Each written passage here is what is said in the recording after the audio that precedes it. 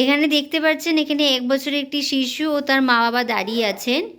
ওনারা শিশুটির হাইড্রোসেফালাস বলে একটি ডিজিজ ছিল, তারপরে ওনার সার্জারি হয়েছে। সার্জারি হয়ে যাওয়ার পর থেকে শিশুটি দাঁড়াতে পারছে না, বসতে এখন পারে কিন্তু দাঁড়াতে পারে না।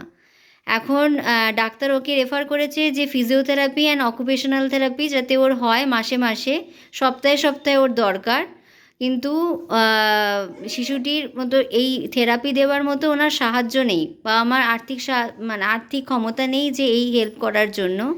তো ইচ্ছে ফাউন্ডেশন থেকে ওনাকে আর্থিকভাবে সাহায্য করা হচ্ছে যাতে ও মাসে মাসে, সপ্তাহে সপ্তাহে এই সমস্ত রিহ্যাবগুলো পায়, অকুপেশনাল থেরাপি অ্যান্ড ফিজিওথেরাপি, যাতে ও ভবিষ্যতে ভালো মতো দাঁড়াতে পারে, যেটা ওর সার্জারির পর অত্যন্ত জরুরি।